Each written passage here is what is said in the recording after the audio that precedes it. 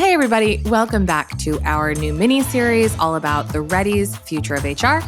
I am back with my co-host Sam Spurlin.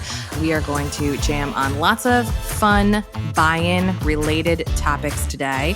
How you doing, Sam? Hey Rodney, I'm doing so well now that I'm sitting here talking to you. Yay! The day is taking a decided upward trajectory.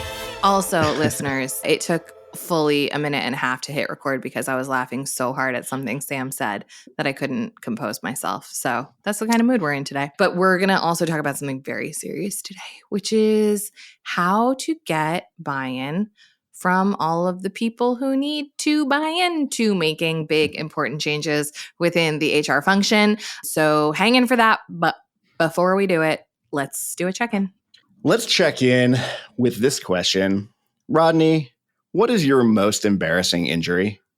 Also, I'm happy to go first because I did legitimately spring this on you. And usually when I'm working with clients and I give them a kind of a tricky check-in, I'll go first so they have a chance to think. Would you like me to do that? Yeah, that would be great. Thank you. Okay, cool. I have two very quick ones. When I was a small child, I was running through a sprinkler and I slipped and I fell and I broke my collarbone. And so, first broken bone, sprinkler related. And then many years later, driving to hockey practice in high school, I yawned real big and my back spasmed and I couldn't practice. I feel like the joy of getting older is just being like, I threw my back out and people are like, how? And you're like, I picked up a hairdryer. And Yeah. it's just like, that's how backs work now. I was 18 in that little story, so not great. That's way worse. I don't have something really awesome that comes to mind, but I do remember when I was like probably 16, I was doing something really stupid while I was driving. I don't even really remember, but I think what happened was for no reason, because teenage moron. Yeah, you don't need nonsense, a reason to be an idiot. I reached my hand through the steering wheel of my car to like futz with the radio. Yeah. And then I had to turn and I was almost missed my turn. And I snapped the directional lever off and hurt my wrist at the same time. And it was just one of those, like, my brain was trying to do too many things and was like not fully formed and just got tied up. And I came home and I had a huge bruise on my wrist and my car was broken. My mom was like, what is wrong with you? What were you doing? And I'm like, I don't know. I was like reaching through and she's like, why would you be reaching through the steering wheel? And I truly think that I was like, I don't know. I thought it looked cool. And that was my answer. It's a great answer. It's a personal injury and also a car injury that you caused. Poor car. I'm sure there are others. I probably just block them out. Well, hopefully no one gets injured going to get buy-in for transforming the future of HR. Ooh, what a segue. You are a professional. I've done this before. Professional podcaster, Rodney Evans. Thanks so much, Sam. I appreciate the admiration. What we are going to do today is talk about how you all get buy-in for making a larger change, because we know that you listened to the first episode and you were all fired up. We actually did hear from a few of you, which was really nice. We know that there are a bunch of people out there who are ready to roll. We know from doing our research that the concepts that we're talking about do seem to really be landing. And usually the two questions that we get that are like, they're not really pushbacky. Generally, they are genuinely like, how the fuck do I do this? Are one, where do we find the capacity? Which we'll probably talk about on another episode, maybe the next one. And two, how do I get buy-in to do this? Because like, I don't have the budget, or I don't have the authority, or I don't have the whatever the thing is. So that's what we're going to dig into today. I will just say, by way of a brief anecdote, I was at an HR event last week in New York City, and a woman who is going to come onto this show, who I love very dearly, was leading a panel, and she told a story that she had heard from another chief people officer about how HR is the only position on the executive team that you get. And then once you have interviewed and gotten there, you still are constantly interviewing to be allowed to do the job. So it's like, you're in the chair and then you're like, hey, could we do something around talent? And the CEO is like, no. And it's like, cool. Could we like get this technology to automate this process? And the CFO was like, no. And it's like when the CFO says, hey, I think that we should do taxes differently, no one goes like, I don't think so. I think we know better than you. No. But when it's Right. HR, everybody can say no and HR can't say yes. And that is so shite. That's got to be incredibly frustrating. I mean, this has the smell of a rabbit hole, but I'll ask it anyway. Why? Why does it work that way? Why is that expertise not respected in the same way of, a CFO or CIO or something like that? I don't know, man. I mean, I would ask you the same question. The first answer that comes to my brain is I always felt when I was in HR, everybody else thought they knew how to do the job. They were like, I've managed people. So like, this isn't real subject matter expertise because like I'm also a leader. And so I also know about these things because I've had to do them with my team, which to a certain extent is true. It's like your average chief product officer knows more about HR than I know about developing product. Sure. But I don't know. There must be other reasons. What are they? I mean, that was the main thing that I was going to point to, I think. And the whole idea of like soft skills, definitely a misnomer for dealing with humans. But I think people would agree that often those skills get downplayed in importance, or the idea that we all know how to do this and there's not real expertise here. I'm a human, you're HR, like we're all humans here. How hard can it be, right? So hard. That, and I think too, because as we talked about last week, HR is most visible when things are going very poorly. I wonder if there's some kind of weird, I don't know, like if that ends up affecting how you perceive the role and the expertise required to do it. Yeah. I mean, I also think that in the pantheon of appetite for change, which is tricky no matter where you're working, I feel like HR runs into a little bit of the like eat your vegetables first problem, where like HR can be like, hey, I think that we should change how we work and do mission-based teaming so that we can get after some of these cross-functional priorities. And I feel like it's really easy for peers on the team to be like, we've got that lawsuit going on. Are you sure you're ready to like go do this like nice to have when we haven't figured out hybrid work yet? Like, should we be tackling the present issues that you haven't yet fully sorted out for us before we go do that? And it's such a slippery logic because it's like you can fill potholes forever until you retire and you'll never get any of the stuff done that might prevent the future potholes.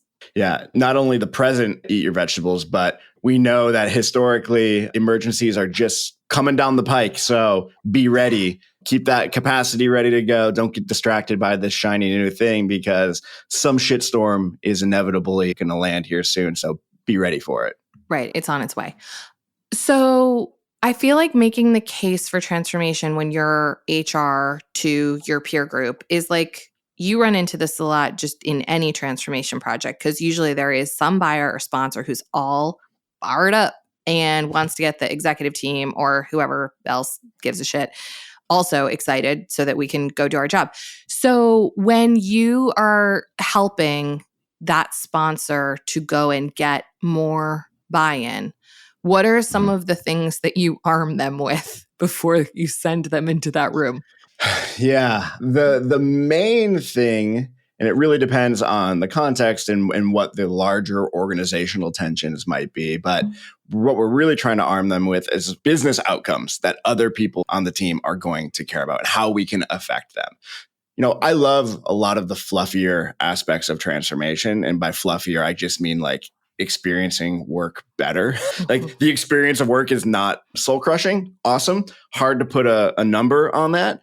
But there's interesting things you can do around, hey, if we meet in different ways, we can be more effective. We can do some modeling on like how much money we're saving with that. So I would be looking for, how do you tell that story in a credible and logical way that other folks who may not care about some of those more amorphous things could get on board and be like, yeah, actually, this is something that we should invest in if we're going to see these sorts of outcomes that you're talking about here. Yeah. I feel like it's also helpful in those moments to point to outcomes that we are unlikely to achieve with our current ways of working. I've definitely used fear tactics when I've been trying to get an executive team to do things where they'll have an outcome that they can articulate clearly. And they'll be like, yeah, we went after this last quarter, but we biffed it. And I'm like, oh, what's different now? And they're like, I mean, Right. We're really focused on it now. And I'm like, cool. Do you want to do something harder. different? Yeah. We're going to try harder and be madder. Yeah. And so I say that because I think it's not really a fear tactic. It's just pointing out the obvious, which is nothing changes unless you change. And your system was not designed to do the thing that you wanted it to before, and it probably won't now. And so a lot of times I take that tact, and I also totally often really lean into the we all already know it's broken. It's not going to be worse. Right. And a lot of times people are like, yeah, that's true. When people are like, I don't know about this approach to creating strategy. I'm like, well, you hate how you do it now. It's the worst that could happen. You're probably not going to hate it more. Yeah. And I feel like it kind of loosens everybody up to be like, yeah, we could try something. We are deeply dissatisfied. Why are we protecting this thing that we all hate? There's probably some psychology that I can't cite here around the idea of liking something just because it is yours or because you have experience with it, and trying to relax that movement a little bit, that tension, to actually just hey, let's create a little bit of space here and try a thing that is, to your point, not going to be worse because it's pretty shitty right now. Often these conversations end up being about risk and how what is risky in us potentially doing something, how it is going to go poorly or harm some existing capacity that we have, which is the easier side of risk to talk about because it's more visible. But there's this kind of invisible side of risk, which is what we are giving up by not being able to do something differently. So that huge invisible swath of everything we could do if we had more capability is really easy to ignore when you're doing these risk calculations because it is so invisible. So I will often try to have that conversation with leadership teams around, well, what are we leaving on the table here just because we can't do things differently? And it's not just the obvious stuff. There's a whole world of possibility about how things could go or what you could do if you were more adaptive or all of the things that we care about. And if you don't want to just over-index on the visible risks we can see. Y'all, write to us and tell us what else you need in terms of selling your executive team. There's so many things to talk about here, and we really want you to feel well supported and going to have some of these conversations about how changing the system is the only way to get different outcomes. So let's assume that Sam and I were super helpful, or that you just have the kind of CEO who's in the mindset of having a really great future of work organization and wants that for you and for themselves. Let's just assume that. Now you get to turn around and talk to your HR team about this. And you'd think that they'd all be really excited and fired up and ready to take the hill, but I bet you they will not be. Or not all of them, not to a person. Yeah. So Sam, you've done a lot of work with HR teams, especially recently. What do you think about that?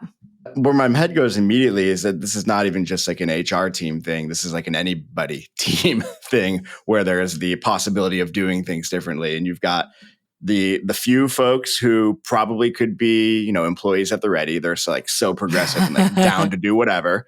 Those people are great. I love finding those folks. They're a lot of fun. It's great to have allies. There's the big chunk in the middle who are I'll go along to get along. There's some interesting ideas here, but I have some reservations. And then there's always the kind of sticks in the mud that they're going to be loud about how they disagree with what's going on here. And I think where my mind goes first is to not get fixated on the naysayers right off of the bat. I think it's my first move generally, because I want everyone to love me, is to go to the people who don't and try to convince them that they should. Please love me. I'm so Rodney, great. How well do you think that works? Not super well. I bet it's really annoying. Super great.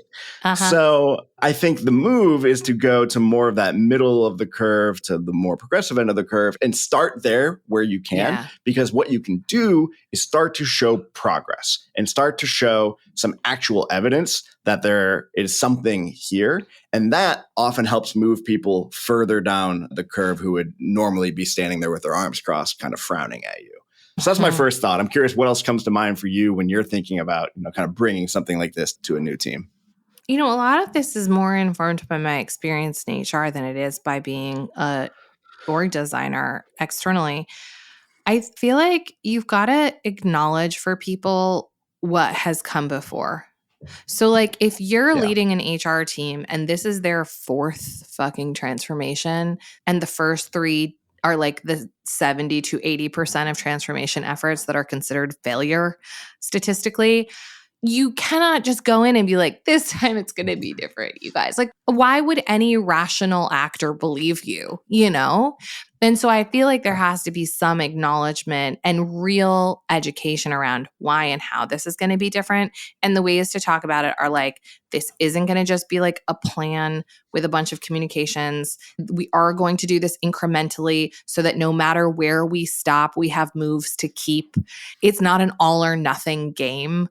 And I also think talking directly about the buy-in from the business is really important because especially when you're an HR business partner and your primary allegiance, frankly, is to your internal client, when you're like, Right. look, Frank in finance is fired the fuck up about this and he wants to be on the first mission-based team with you, that for me as a business partner is much more compelling than we're going to transform HR. Totally. I love that. What it makes me think of as well to that idea of like kind of honoring what has come before is also, I think sometimes it is easy to get really wrapped up in the new when it comes to transformation because that's what we are naturally drawn to. And I think the interesting challenge that is really important to do well is to honor the great work that is currently ongoing and has been done in the past and will need to continue into the future. Like there's so much of the, I don't mean this in a diminished way, but like keep the lights on work that HR has to do regardless of the transformation that is happening. And there is room to do that work with excellence and with care. And the people who are bringing true expertise and years of experience to doing that work really well. I think sometimes there is an initial worry that like, this cool new transformation thing, like I don't see myself in it because I'm doing XYZ thing that is going to have to continue on after the transformation too. Yeah. I also think that, I was talking to someone at this event that I went to last week who recently went through an HR transformation and was talking about a new team that was spun up that was around like employee experience or people experience or use, I don't know, whatever it's called now. But my point is, she was saying to me that one of the big challenges is, everyone had to reapply or apply for the roles in this new employee experience team. I assume that was done in some smart way. So the people who had the skills to be in those roles are the ones who do. I don't know. But it's a very different kind of role than a lot of them had before. And there's not real clarity or support for how to be different and work differently. And like, I remember all the years ago that I interviewed in my company to become an HR business partner and then got that job. And they gave me a job description, but nobody like taught me how to be a consultant or do real contracting or do real coaching or like partner with all of the internal teams nobody really taught me how to do anything. They just interviewed me and were like, well, she can fog a mirror. Here's your new job description. Don't fuck it up. And it's like, don't do that. That's the worst. Yeah, for sure. And I think it's really easy to hand wave around it and be like, oh, people will figure it out. Or we selected for go-getters or entrepreneurial, whatever you want to say to like basically offload the responsibility of helping people step into new ways of working and new ways of being in the organization. Yeah, that's garbage. It's garbage. It's hot garbage. And so I think one of the sales to your own HR team is this idea that through doing this work differently within mission-based teams, and then, in the level 4 of the maturity model, really starting to dig into the platform teams, they are going to learn all or most of the skills that are most heavily researched as being future of work skills. So really learning data literacy and facilitation and contracting and workflow reengineering and like really having the lived experience of being trained to do these things in the context, not in a week-long executive ed program, but in the context with real coworkers. Like, I think that is compelling because that is theirs to keep. And you are doing the thing that all training should do, where people are learning new skills that they're both immediately able to apply while changing the environment so that it expects and supports those skills. So you're not putting people in a situation where you're like, go learn about influencing. And then I come back on Monday and I'm like, hey, Jeff, what I'd really like to see us do differently. And he's like, shut the fuck up and color. And it's like, cool. I'm so glad I went to that influencing conversation, So I feel like that should be compelling because these skills are really valuable skills. They're really valuable skills, whether you stay in HR or whether you become a CEO. They're just, you should have them. I was just going to say that I really respect when I've been in this situation a couple of times where we've had this conversation about like, okay, the skills that we're learning here, they are kind of organization agnostic. Like these are future-proofing skills. Like they will be useful wherever your career takes you. And I always really appreciate when an organization kind of like has the guts to like understand that maybe not all of their employees will spend their entire careers in that organization and are okay like talking about the fact that you are learning things that you might be able to use in your future, even if you're not in that organization any longer. Totally. Instead of kind of just parading around this facade that we're all going to be 40-year lifers in this organization. And Totally. Okay. So we've got our peer team on board conceptually. We've got our HR team all fired up and ready to go. But usually, even when we are agreed in principle, there are two roles that get a little wily in partnership with transformation at some point. And those roles are finance leaders and CEOs. So let's talk really specifically about how to navigate getting them not on board once, but on board in a continual way so that they don't end up ruining or blocking or preventing this transformation from happening, because it's not going to happen in a month. You're going to need a little runway to get this done. So why don't you start with whoever you want to talk about? I think let's do finance first, because I think I've had the most recent kind of experience with this in some client stuff that I've been working on. And the main thing that my head goes to when you're thinking about whoever's holding that finance role, CFO or whatever, is how to help them, if they're not already in this mindset of conceptualizing HR not just as a cost center, but as a place where smart investment will allow growth to happen. I think a lot of time, and the most sophisticated CFOs, they're already thinking this way. Like they get that the stuff that HR is doing will allow for the growth that every organization wants. But it's easy to look over at HR and just see a bunch of things that could be streamlined, that could be made more efficient, that are a bunch of nice to haves when really we should just be focusing on the must haves, things like that. So there's a whole, that conversation alone could probably be an entire episode. But I'm curious if that has been your experience. And if so, like, how do you start to have that conversation to shift thinking about HR in that way? Yeah. Two things come to mind. One is finance people usually want to hear about efficiency.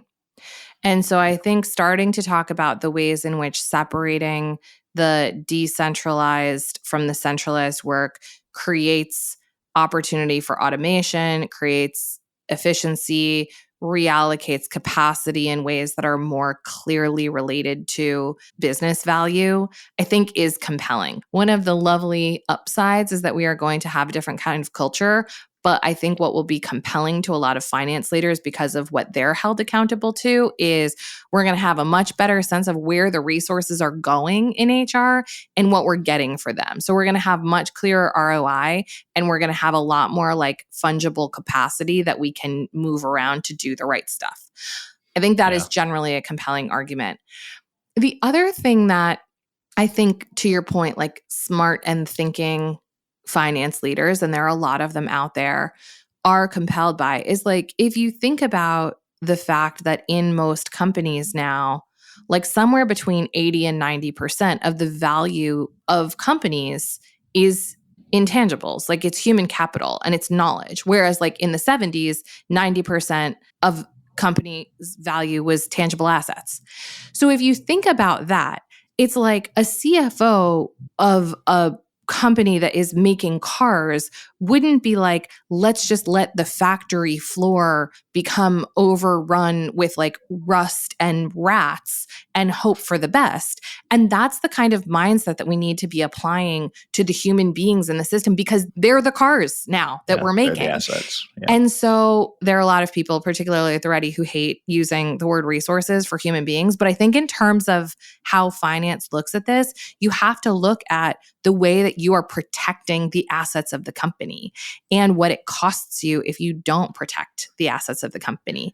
And I heard someone talking really recently about the ways in which she makes case around her own value as an HR leader. And she will draw a direct line for her CEO to be like, you know, when he's praising the top saleswoman in the org, she'll be like, I designed the process that hired that person and the incentive package that kept that person and created the culture that she doesn't want to leave, even though she's getting 4 calls from recruiters a week. That's a lot of money. That is a lot of return on the investment in me. Multiply that across this organization. So I think it's helping the finance people sometimes look at what is being saved even over what is being spent, because a lot of times that is where HR is creating a ton of unseen value. Totally. I think that's really smart, and where my head goes. And I can't decide if it's depressing that a large part of the job is like telling the story of like what you are doing because nobody else can see it, or if that's just like kind of comes with the gig of being a senior leader in an organization in a discipline that is not necessarily incredibly visible, like being able to help people see. Because I don't think people are generally, your peers are not like going out of their way to not understand or not to give credit. It's just things that aren't visible are easy to ignore or not even notice. And that's a large part of it. The other thing is, in the most extreme bonus bingo level of this maturity model, look, there is a world in which HR can become a profit center. Like, we have seen it, not often, but it is possible. We're not going to talk about that today. But if money is the main object, then talking about the way in which starting down this path can lead to HR as a revenue generating function, I think is really interesting. And you and I did a workshop together where we talked about this with an HR team. And I was a little hesitant to do so because I'm like, it's miles to go before you sleep, you know? They were like very lit. They were like, we can see our way to that.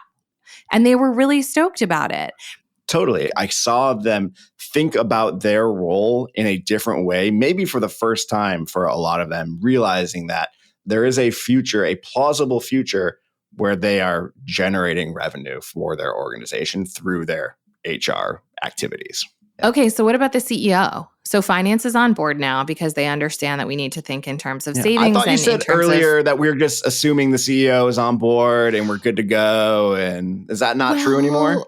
It might be, but you know what sometimes happens, Sam? This has happened to me a lot. You know, you get 6 weeks into the transformation and you start to actually like change some stuff, and the CEO is like, whoa. I didn't mean this. What is happening here? Not my stuff, not things that affect me. You're just going to interview a bunch of people and give me a PowerPoint deck and send me an invoice. The fuck is this? So whether it's going in or it's a little ways in, you will have to have like continual buy-in and support from the CEO. And if you don't, they'll just screw it up for you. So what do you do? What do you do with the CEO? You've worked with a lot of CEOs. I have, and they're all so different from each other, actually, at least in my experience.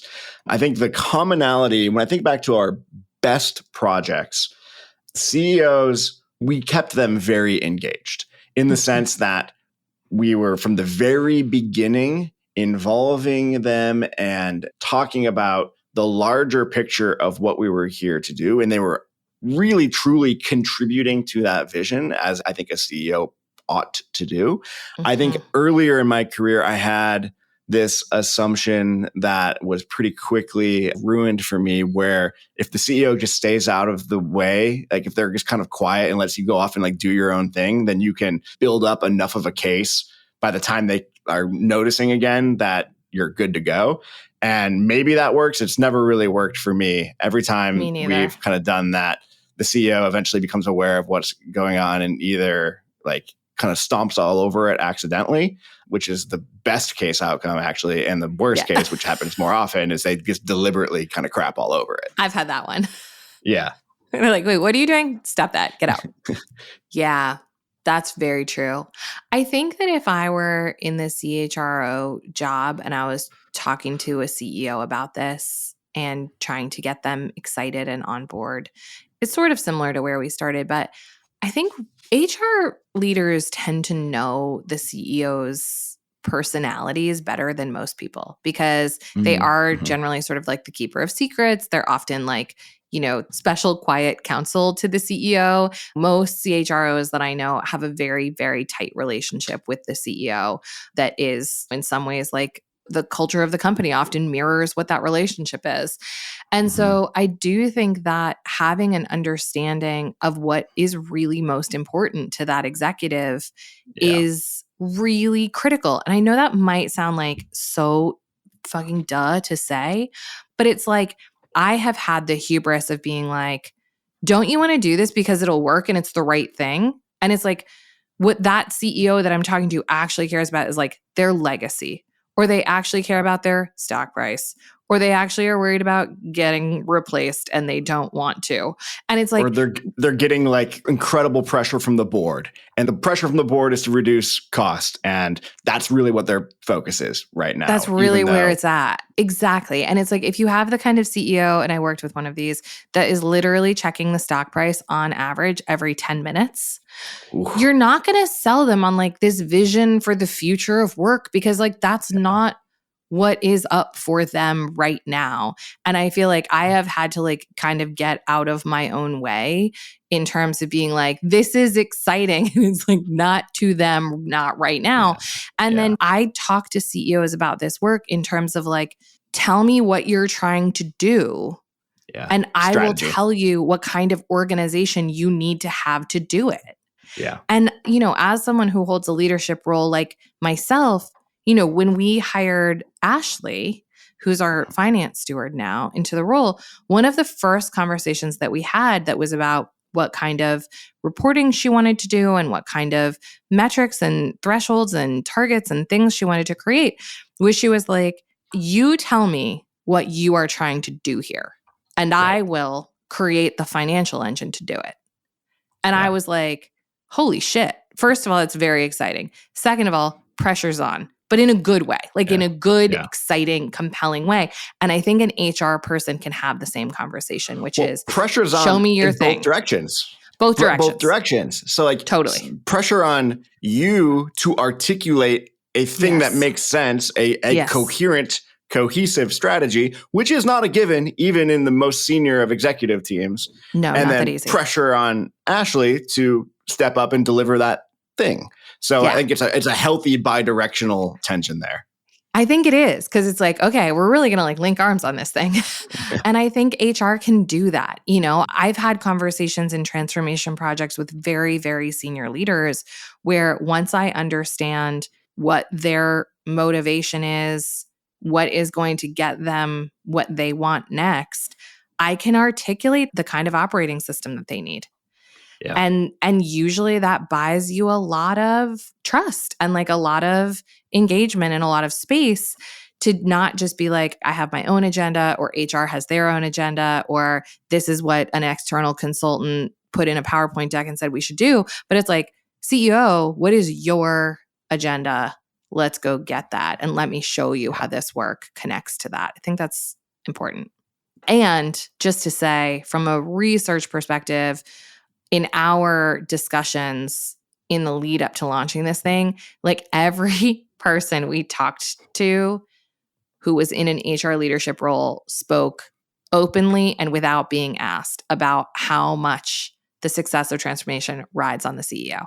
So like, do not overlook it. Don't try to do an end around. Don't think like, I'll catch them up later. It's not going to happen. You got to get ahead of it. Yeah, totally. Definitely matches my experience in even the non-future of HR transformation work we do as well. This is going to be a spicy take, but I have to say it. I feel like sometimes the buy-in thing is an excuse. Say more. I just feel like a lot of times HR leaders are so habituated to asking for permission that they don't exercise the authority that they do have, or they don't come to their leadership team being like, this is the right thing. This is my domain. Is this safe to try? Let's fucking go. And I understand that the stakeholdering is a rational response to how most HR people have been treated in their career. And also, I think it can be a bit of an avoidance mechanism to be like, I'll never get buy-in. And it's like, well, I don't know. Does that mean you're not going to try to do stuff? I think that's a great take. And let me make sure I'm understanding correctly. What you're not saying is do the opposite of what we just talked about with the CEO stuff. You're not saying like just go off in secret and do whatever the hell you want. Yeah, I'm not suggesting like go rogue, but I do feel like an assumption that you're never going to get buy-in, an assumption of the buy-in that you need without really clarifying what that actually is, an assumption that everybody has to fully understand and be fully supportive from the beginning.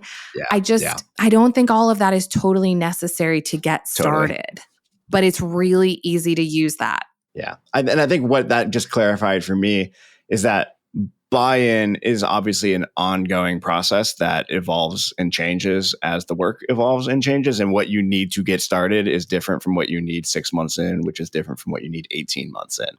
And waiting until you have that perfect buy-in to even start is probably not the move, because that's not how you get anything done. Right. And that's why we start small. How much buy-in do you really need to run 3 teams cross-functionally against a priority? Go get it and then show them how awesome you are. That's it. Okay. I'm going to stop ranting because I could just do it forever. We don't have any more time.